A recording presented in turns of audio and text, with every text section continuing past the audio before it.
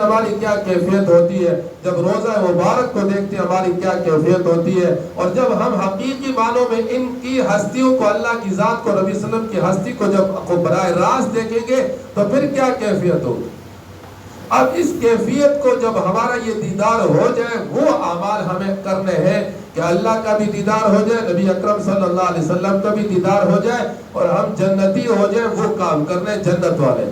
اور یہ جنت جہنم والے کاموں سے بچنا ہے، جنت والے جو کام ہے کو ڈھونڈ ڈھونڈ ڈھونڈ ڈھونڈ کے کرنا ہے۔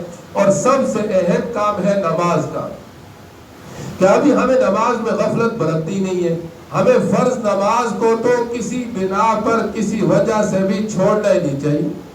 ہم کہتے ہیں یار سفر میں چلو بعد میں قضا پڑھ لیں گے، یہ ہماری سستی ہے۔ سفر میں نماز چھوڑنے کا نہیں ہے، سفر میں نماز 4 سے 2 کر دیا، آسان کر دیا، لیکن چھوڑنا نہیں۔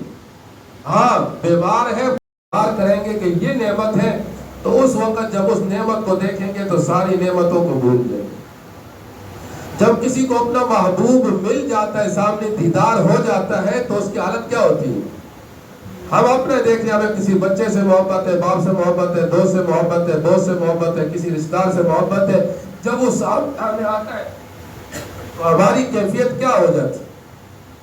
یہ ہم سوچیں اپنے اوپر، اس کے اوپر سوچ کر ہم آگے اس کو سوچیں کہ ہمیں اللہ کا دیدار اب کیسے حاصل ہوگا، نبی اکرم صلی اللہ علیہ وسلم کا دیدار کیسے حاصل ہوگا، نبی اکرم صلی اللہ علیہ وسلم کے دست مبارک سے جام کوثر کیسے نصیب ہوگا، نبی اکرم صلی اللہ علیہ وسلم کی شفاعت کیسے نصیب ہوگی، اس فکر میں لگنا ہے۔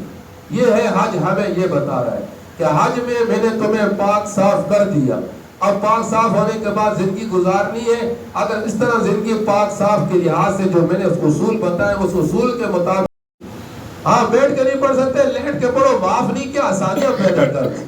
اور ہم جو ہے کہ یار چلو ہم کا سفر میں بعد میں قضا کر لیں گے، اور جو ہے نا ہم تو ویسے حج کر کے آگے ہم بخشائیں، نہیں، ہمیں حاجی بننا ہے، اور حاجی بن کے دکھانا ہے دنیا کو، تاکہ ہر دنیا کا آدمی کہے کہ مجھے بھی اس طرح بننا ہے، اور اس سے ہم ہدایت کے ذریعہ بھی بنیں گے، ہدایت کا ذریعہ بھی بنیں گے۔ آج تو حج ایسا ہو گیا کہ صرف نام کا آپ کے حج بن گیا کہ میرے نام کے ساتھ حاجی اورنگزیب آ جائے، حاجی جنہ لکھ دیا۔ تو ایک آدمی ایسا بھی تھا کہ جو بڑا ظالم تھا، وہ حج کر کے آیا، حج کر کے جب آیا تو اس نے دکاندار کے اوپر اس کا بڑا جو ہے نا، اس نے جو سامان گھر سے جاتا تھا راشن وغیرہ، تو وہ دکاندار بڑا خوش ہوا کہ اب حج کر کے آیا، میرا قرض ادا کرے گا۔ تو دکاندار کے پاس آیا، دکاندار سے کہا میرا کھاتا نکالو، تو کھاتے میں کہا کیا لکھا ہے؟ دکاندار بڑا خوش ہوا کہ کھاتا نکالو آپ، تو کھاتا سارا مجھے مل جائے گا پیسے، اب تو میں نے جو ہے نا تو اس نے کہا کھاتا نکالو، کھاتا نکالا، تو کہا کیا نام لکھا ہے؟ کہا اورنگزیب نام لکھا ہے۔ کہا اس کے ساتھ لکھ دو حاجی اورنگزیب، اور لکھوایا اور چلا گیا۔ اب کیا ہے کہ میں حج کر کے آیا، میرا نام اب حاجی ہے، پہلے نام صرف اورنگزیب تھا، اب حاجی اورنگزیب آ گیا، بس لکھو چلے۔ ایسا حج نہ ہو، حج ایسا ہو کہ تاکہ دنیا یہ کہے کہ واقعی حج کر کے آیا، اب ہماری نماز نہ چھوٹے، فرض نماز تو نہ چھوٹے، فرض نماز جس کا ہے اس کا دین ہے۔ اور نماز جو ہے نا، جیسے جسم میں سر ہے، اس طرح دین میں نماز کا حصہ اسی طرح ہے، اور نماز دین کا ستون ہے۔ اب نماز میں جو کمی ہو جائے وہ نوافل سے پوری کرنی ہے، ہمیں وہ نوافل کا بھی اہتمام کرنا چاہیے۔ تہجد کا اہتمام، تہجد تو تمام انبیاء پر فرض تھی، اور میرے اور آپ کے لیے نبی اکرم صلی اللہ علیہ وسلم کی برکت سے نفل ہو گیا۔ اگر فرض ہوتی تو ہم کیا کرتے؟ ہم سے تو فجر کی نماز نہیں اٹھا جاتا، تو تہجد کی نماز کے لیے ہم کیا کرتے؟ تو کتنا آسان، لوگ 2 رکعت نفل پڑھ لیتے، ہم 4 رکعت نفل پڑھ لیں تو قیام اللیل کا ثواب تو مل جائے گا۔ اگر تہجد کی نیت کر لی، تہجد کے لیے نہ اٹھ سکے، تہجد کا ثواب تو مل جائے گا کچھ نہ کچھ، لیکن قیام اللیل کا ثواب مل ہی جائے گا۔ اگر ہم تہجد پڑھنے کی پکی نیت کریں کہ ہمیں تہجد بھی پڑھنی ہے، اور نہیں اٹھ سکے کسی مجبوری کی وجہ سے، تو لہٰذا تہجد کا بھی ثواب مل جائے گا۔ ہم صبح نماز پڑھیں، نماز کے بعد اشراق۔ اب یہ جو میں اور آپ حج کر کے آئے، حج قبول ہوا، یا حاجی ہمارا نام ساتھ لکھ دیا، ہو سکتا ہے دکھلاوے کے لیے ہو چکا، ہو سکتا ہے کس لیے ہو، لیکن ہم صبح اگر جو ہے نا فجر کی نماز پڑھ کے وہیں بیٹھے ذکر و اذکار تلاوت کرتے رہے، دعائیں کرتے رہے، اور اشراق کا ٹائم ہے، 2 رکعت نماز اشراق پڑھی، حج اور عمرے کا مقبول کا ثواب ہے، اب اس میں دکھلاوا بھی نہیں۔ اور اس کے بعد 2 رکعت مزید اشراق کے پڑھی، تو دن بھر کے کام اللہ ذمہ لے لیتے ہیں، ہم پڑھنا شروع کر دیں۔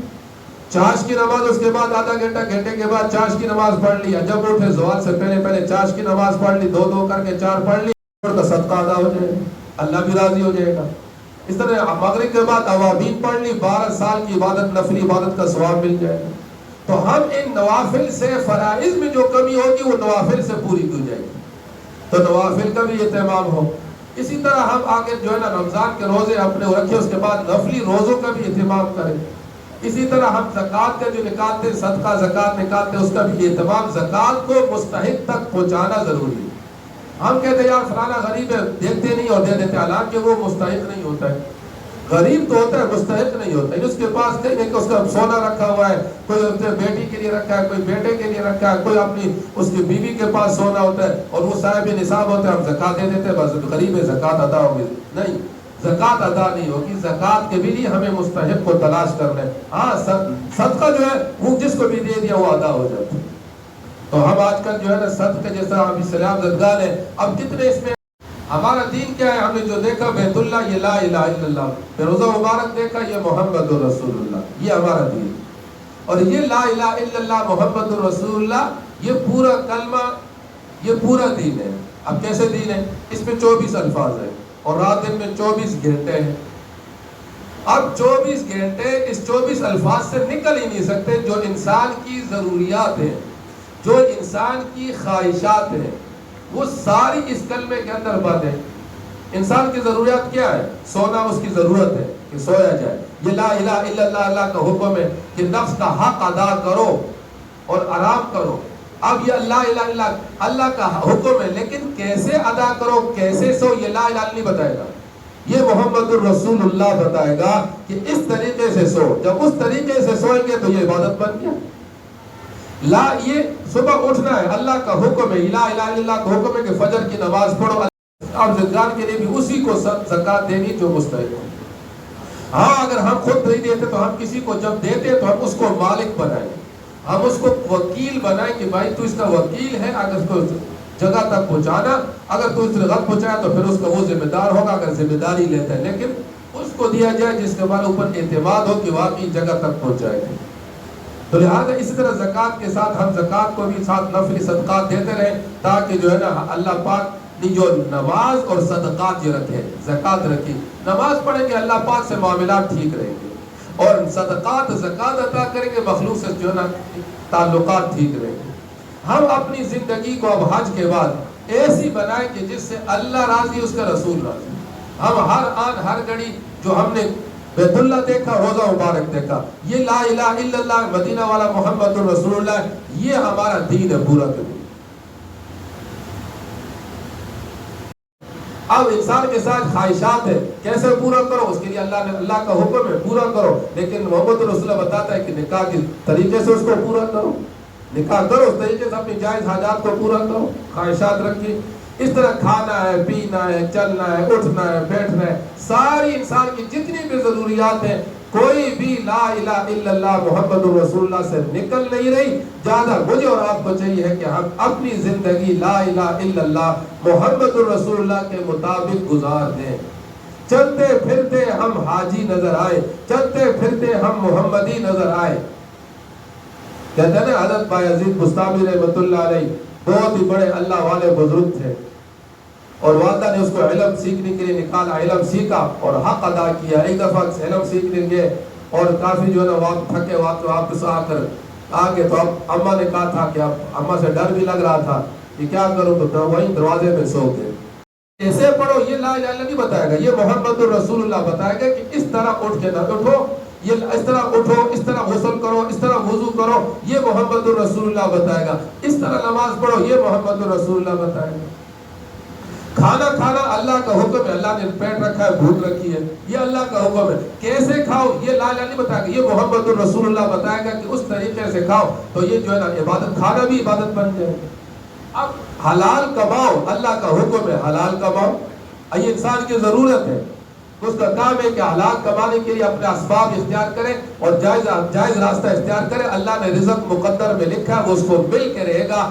سب اسم ربک الاعلی الذی خلق فسوى والذی قدر فہدی, اللہ نے مقدر میں رزق لکھا ہے. آگے انسان کو اختیار دیا ہے کہ اس رزق جو مقدر میں لکھا ہے اس کو جائز طریقے سے کمائے گا یا ناجائز طریقے سے, جس طریقے سے کمائے گا اس کو ملے گا وہ ضرور. لیکن اب یزید ہے، کہا تم بایزید ہو؟ تو بایزید تو نہیں، میں نے بایزید کو پڑھنے کے لیے بھیجا، تعلیم حاصل کرنے کے لیے، تم جاؤ۔ تو اس نے یہ سننا تھا، واپس چلے گئے پڑھنے کے لیے۔ اللہ نے ان کو مرتبہ دیا، مرتبہ دیا۔ ایک دفعہ رات کو خواب میں دیکھتے کہ اللہ پاک فرما رہے کہ جاؤ دیری سامان میں، اور جو ہے دیری سامان جو یہودیوں کی جو ہے نا دیر لگتی تھی وہاں چلے جاؤ، ان کی عید ہوتی تھی، اور لباس بھی ان کا پہن کے جاؤ، اس میں تمہاری پکڑ نہیں ہوگی۔ یہ کہا بھی جا رہا ہے کہ اس میں تمہاری پکڑ نہیں ہوگی، جو تم لباس اس کا اختیار کر لو، لہٰذا چلے جاؤ۔ صبح اٹھتے ہیں، کہتے ہیں اس طرح یہ خیالاتی خواب ہو، شیطانی خواب ہو۔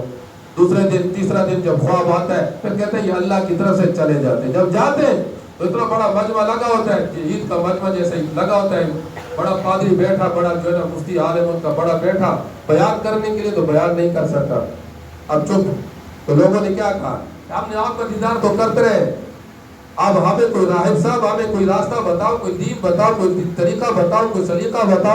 اب اپنے آپ کو محمد کے طریقے پر ڈھا دیا، اب پکے جو ہے نا محمد ہی بن گیا۔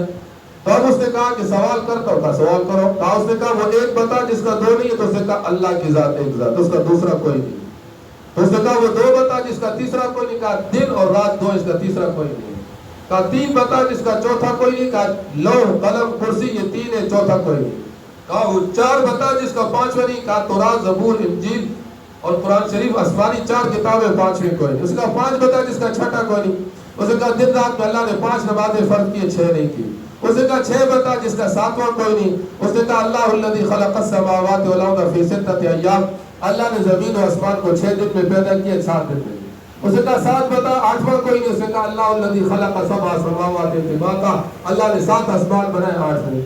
اس نے کہا وہ 8 بتا جس کا 9واں کوئی نہیں۔ اس نے کہا اللہ نے قرآن میں کہا وَيَحْمِلُ عَرْشَ رَبُّكَ فَوْقَهُمْ يَوْمَئِذٍ ثَمَانِيَةٌ، اللہ ہمارے مجمع میں کوئی محمدی آ کے بیٹھ گیا، جس نے اپنا چلنا پھرنا، اٹھنا بیٹھنا، کھانا پینا، کاروبار سب جو ہے محمد کے طریقے پر کیا، کہ اس کی طاقت کی وجہ سے میری زبان بولنے پر قادر نہیں۔ تو لوگوں نے کہا پیر صاحب آپ اس کو کھڑا کر دیں، ہم اس کو قتل کر دیں گے۔ کہا ایسا تو جائز نہیں، یہ تو ظلم ہے۔ تو کہا چلو ایسا کرتے ہیں کہ اس کو کھڑا کر کے اس سے سوال کرتے ہیں، اگر سوالوں کا جواب دے دیا تو معاف کر دیں گے، اور سوالوں کا جواب نہیں دیا تو اس کو قتل کر دیں گے۔ اب ہمارے جیسا کوئی ہوتا، مولوی صاحب ہوتا، کوئی حاجی صاحب ہوتا، تو ڈر ہوتا کہ یار ہمیں تو پتہ نہیں، ابھی کھڑا سوال کا جواب نہیں دیا تو قتل کر دیں گے، کیا کریں۔ تو اس نے کہا جو بھی محمدی ہے وہ کھڑا ہو جائے۔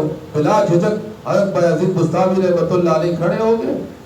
اس نے کہا میں آپ سے سوال کروں گا، جواب دو گے؟